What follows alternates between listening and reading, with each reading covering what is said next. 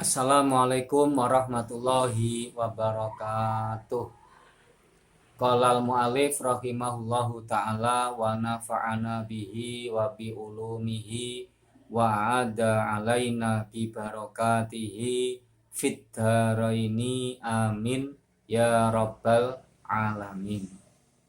Subhanakallahumma rabbana la ilma lana illa ma 'allamtana innaka antal alimul hakim wa tub 'alaina innaka antat tawwabur rahim wa taqabbal minna innaka antas samiul alim wa 'allimna min ladunka ilman nafi'a ya dzal jalali wal ikram.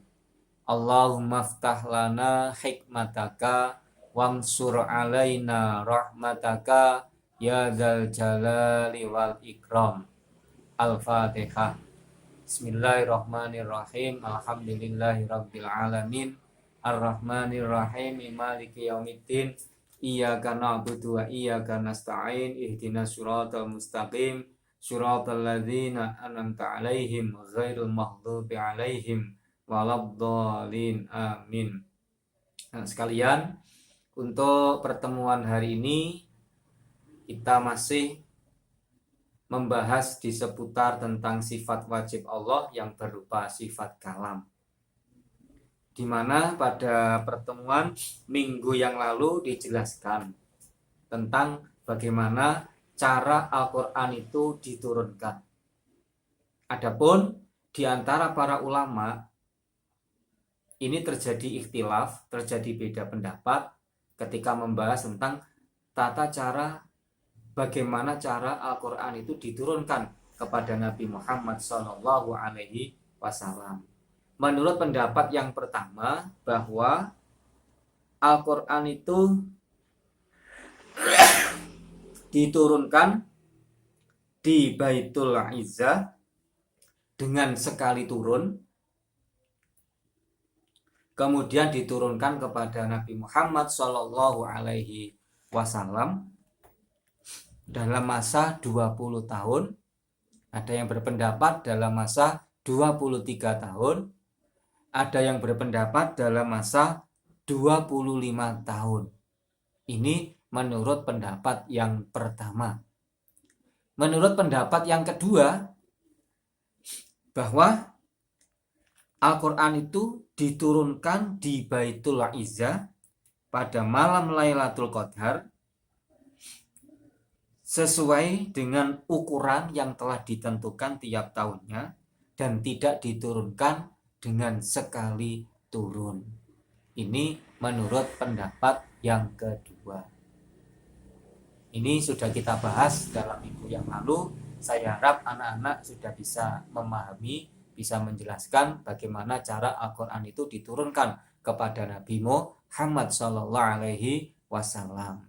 Sekarang kita lanjut untuk materi pada hari ini.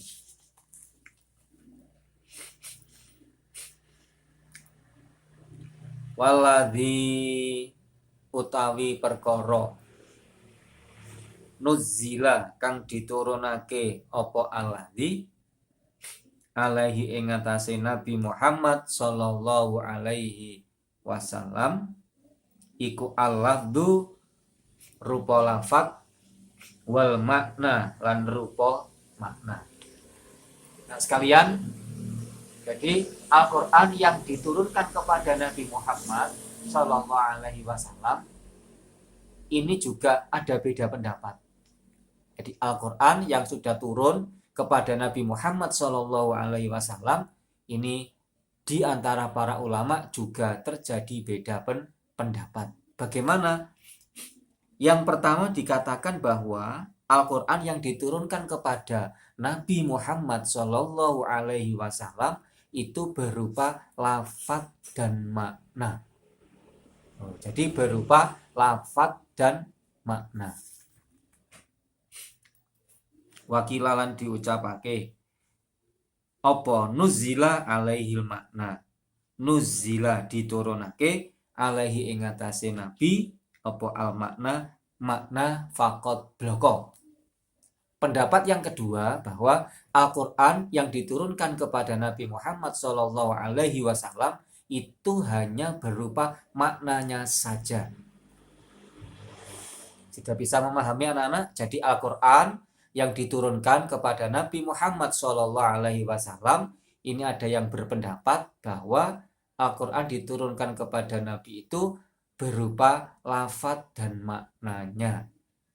Sementara pendapat yang kedua itu menjelaskan bahwa Al-Quran yang diturunkan kepada Nabi Muhammad itu hanya berupa makna saja.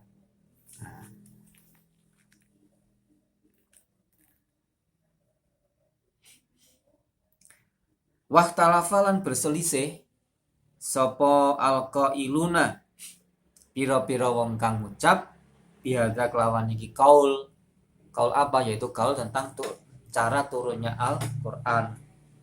Fakola mongko dawuh sapa ba'du sebagiane ulama abbaro nembungake gawe tembung abbaro gawe tembung sapa annabiyyu Nabi Muhammad sallallahu alaihi wasallam anil makna sangking makna bil alfadhi lawan piro-piro lafat min indihi sangking ngersane Nabi Muhammad sallallahu alaihi wasallam. Jadi di antara ulama juga terjadi ikhtilaf, terjadi berselisih pendapat tentang bagaimana Al-Quran itu diturunkan kepada Nabi Muhammad. Ya, ada yang mengatakan bahwa Nabi Muhammad itu mengucapkan makna dan lafadznya. Jadi ketika Al-Quran diturunkan kepada Nabi Muhammad SAW, Kanjeng Nabi Muhammad itu mengucapkan makna dan lafadznya. Wakilan diucapake alladzi abbaro Jibrilu alladzi utawi perkara abbaro kang gawe tembung anda sangking alfat sapa Jibrilu malaikat Jibril alaihi salam. Nah, pendapat yang kedua mengatakan bahwa yang mengucapkan lafadznya itu adalah malaikat Jibril. Ada yang mengatakan seperti itu. Jadi yang mengucapkan lafadznya itu adalah malaikat Jibril. Jadi ini bagaimana Al-Quran diturunkan kepada Nabi Muhammad. Nah, ada yang mengatakan itu Kanjeng Nabi mengucapkan makna dan lafadznya. Ada yang mengatakan malaikat Jibril lah yang mengucapkan lafadznya.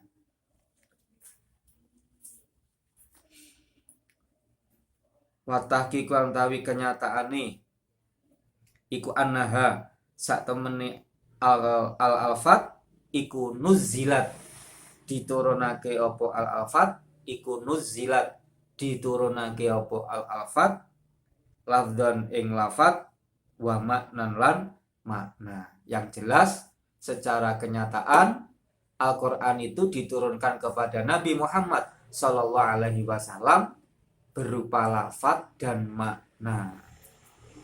Jadi yang jelas Al-Quran itu diturunkan kepada Nabi Muhammad berupa lafaz dan makna.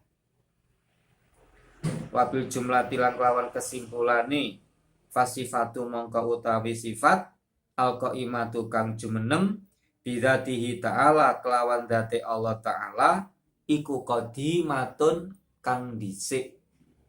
Laisat kang ora ana apa as-sifatul qaimah bidzatihi ta'ala iku biharfin kelawan rupa huruf wal sautin lan ora rupa swara. Jadi kesimpulannya sifat kalam yang wajib ada pada zat Allah itu adalah qadimah, qadim, dahulu, laisat biharfin wala sautin, yang tidak mengandung huruf juga tidak mengandung suara. Nah sekalian, jadi pertemuan kita pada hari ini masih membahas tentang bagaimana cara Al-Quran itu diturunkan kepada Nabi Muhammad Shallallahu Alaihi Wasallam. Perlu kita ketahui bahwa Al-Quran yang diturunkan kepada Nabi Muhammad, ini ulama juga terjadi beda pendapat. Ada yang mengatakan Al-Quran itu turun kepada Nabi berupa lafaz dan makna. Ada yang berpendapat Al-Quran itu turun kepada Nabi hanya berupa maknanya saja. Kemudian ulama juga terjadi ikhtilaf, bahwa beda pendapat bahwa ketika Al-Quran diturunkan kepada Nabi Muhammad, maka Nabi Muhammad itu, Kanjeng Nabi Muhammad itu mengucapkan lafaz dan maknanya. Tapi sebagian ulama yang lain mengatakan malaikat Jibril lah yang mengucapkan lafaznya. Tapi yang jelas Al-Quran itu diturunkan kepada Nabi Muhammad SAW berupa lafaz dan makna. Jadi sifat kalam, kesimpulannya sifat kalam yang wajib ada pada zat Allah itu adalah qadim, dahulu, laisat bi harfin wala sautin, yang tidak mengandung huruf juga tidak mengandung suara. Oke, aku sekalian, semoga apa yang sudah kita pelajari pada hari ini di seputar tentang sifat kalam bisa kita fahami, bisa dan menjadi ilmu yang manfaat dan barokah. Kita akhiri sampai di sini. Semoga manfaat barokah, dan kita tutup dengan bacaan hamdalah alhamdulillahirabbil alamin. Assalamualaikum warahmatullahi wabarakatuh. Assalamualaikum warahmatullahi wabarakatuh.